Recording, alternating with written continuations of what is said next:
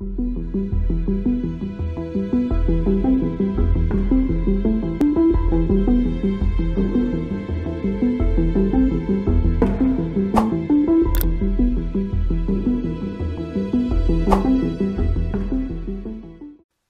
l'après-midi, le lieutenant Rivière et sa brigadière, Coralie Lopez, s'étaient emparés de la petite Aileen au domicile de sa nourrice. Ils avaient pris le soin de contacter le juge pour enfants. Celui-ci leur avait ordonné de l'emmener auprès de son éducatrice. Elle se chargera de lui trouver une place dans un foyer en urgence dès ce soir. Les services sociaux n'avaient pas prévu l'attachement précipité d'Aileen vis-à-vis de Coralie. La petite ne voulait plus se détacher d'elle, car elle la considérait comme belle et douce à son égard. De plus, vu qu'elle était gendarme, pour elle, la sécurité était là. Madame Rotineau lui expliqua qu'elle ne pouvait pas rester avec Coralie. Mais la brigadière se prit aussi de tendresse pour cette petite. Elle ne put s'empêcher d'acclamer. « Je sais que je ne devrais pas déclarer cela. Si jamais vous ne dénichez pas de place pour elle, j'ai une tante qui possède une maison sur Tarbes. J'ai le double des clés, et c'est là que je vais dormir ce soir, si mon lieutenant le permet. »« Je n'y vois aucun inconvénient, » répliqua-t-il. « C'est très gentil, mademoiselle, » reprit la pédagogue. « Cependant, vous n'avez aucun droit sur elle. Vu votre emploi, je doute que vous ayez beaucoup de temps à lui consacrer. Vous savez, même si nous manquons d'effectifs à la gendarmerie, je ne m'opposerai pas à l'idée de laisser une nuit de repos à ma brigadière, » intervint le lieutenant Rivière. « Ce n'est qu'une enfant. Vivre aux côtés d'une femme gendarme pourrait la perturber. »« Je ne vois pas pourquoi, » s'empressa-t-il de dire. « Le fait de porter une arme reste ennuyeux. »« Je l'endosse simplement en service, » ajouta Coralie. « Elle demeure toujours sur mon lieu de travail. Je ne la porte jamais en dehors. » Coralie se mit à la hauteur d'Aileen. Elle essaya de la rassurer. Elle lui annonça qu'elle effectuerait le nécessaire pour qu'elle puisse retrouver sa maman. « Elle réclame sa mère ?» s'étonna l'éducatrice. « Oui. Elle nous a même avoué que mamie ne souhaitait pas lui laisser le téléphone pour discuter avec elle, » répondit Coralie. « Sérieusement ? Cela m'interloque beaucoup de la part de madame Bourillon. Et le fait qu'elle ne fuit ne vous surprend pas non plus ?» osa le lieutenant. « De toute manière, le juge va lui retirer définitivement la garde, » rétorqua-t-elle, pour clore ce débat.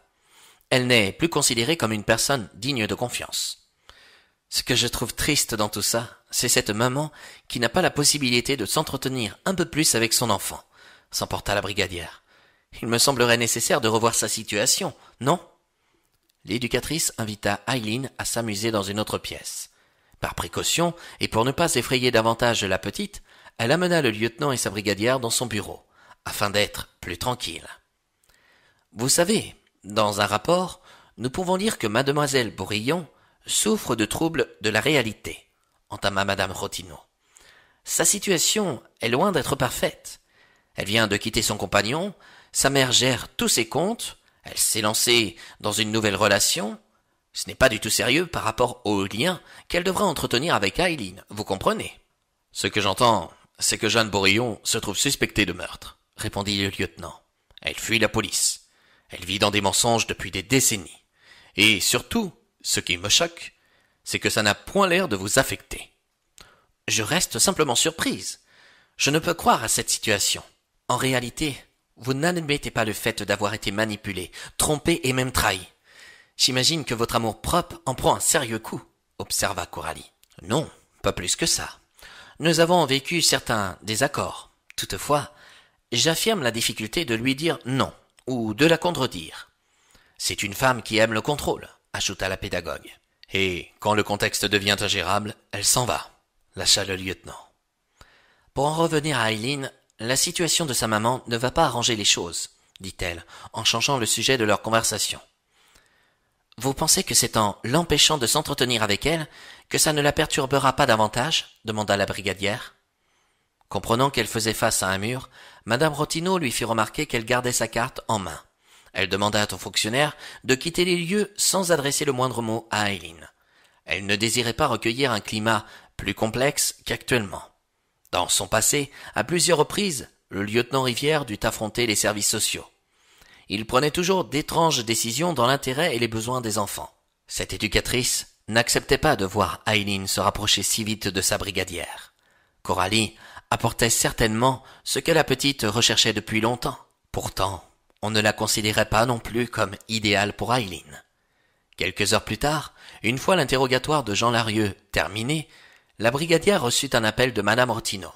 « Madame Lopez, c'est Madame Rotineau. Oui, c'est moi. Que voulez-vous? Écoutez, vous avez bien fait de me laisser votre carte. J'ai contacté plusieurs foyers pour la petite. Ils se retrouvent tous remplis et débordés. Je ne trouve pas d'autre choix que de l'envoyer à Biarritz. Vu l'heure qu'il est et la journée qu'elle vient de passer, je voulais savoir si votre proposition tenait toujours pour l'accueillir cette nuit. » « Tout à fait. J'ai appelé le juge pour enfants, j'ai expliqué la situation. Je n'ai pas omis de lui révéler l'intérêt qu'Aileen portait à votre égard. Il m'a tout de même donné l'autorisation de vous la confier. Je n'ai pas pensé à vous le demander, mais son père, où est-il dans tout ça? Tenta la brigadière. Aileen n'a jamais connu son papa. À ses yeux, il est souffrant.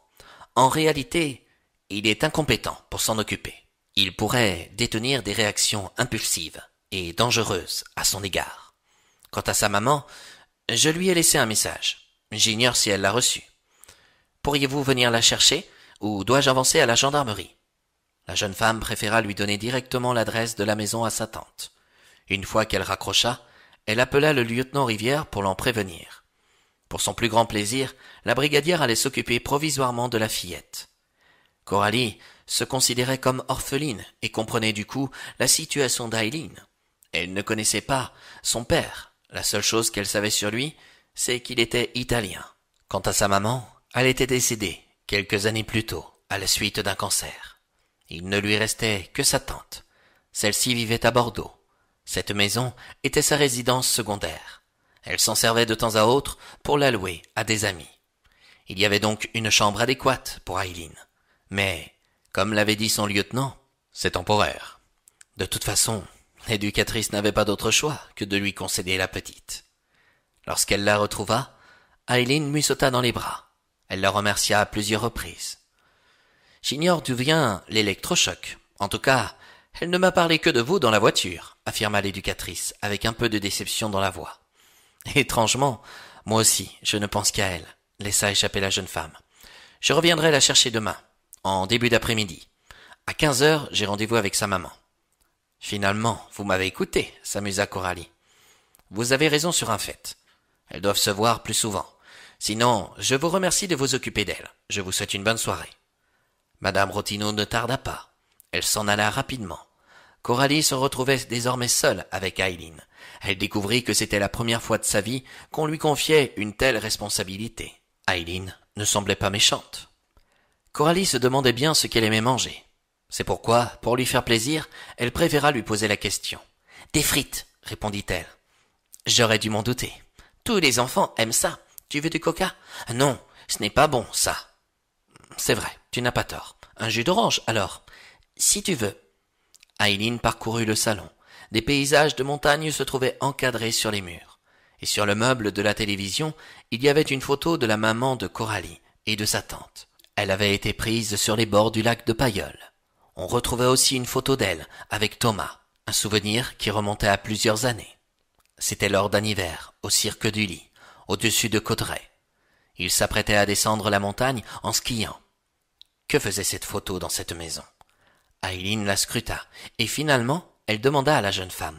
« C'est ton amoureux? »« Non, c'est un collègue de travail. C'est un gendarme, comme moi. »« On dirait que vous êtes ensemble. »« Oui, il l'était, mais secrètement. La vérité sort toujours de la bouche des enfants. » Elle fut choquée par la suite des paroles d'Aileen. « En tout cas, vous aurez 2 bébés. Vous en aurez un tous les 2. Cela reste à voir. »« Mais non, tu ne comprends pas, » s'agaça Aileen. « Vous ferez tous les 2 bébés ensemble, en une seule fois. » Elle ne devait certainement pas connaître le terme jumeau. L'imagination des enfants pouvait de temps en temps être très débordante sur les bords. En tout cas, si cette petite disait vrai, on pourrait bien se demander comment elle l'a su si rapidement.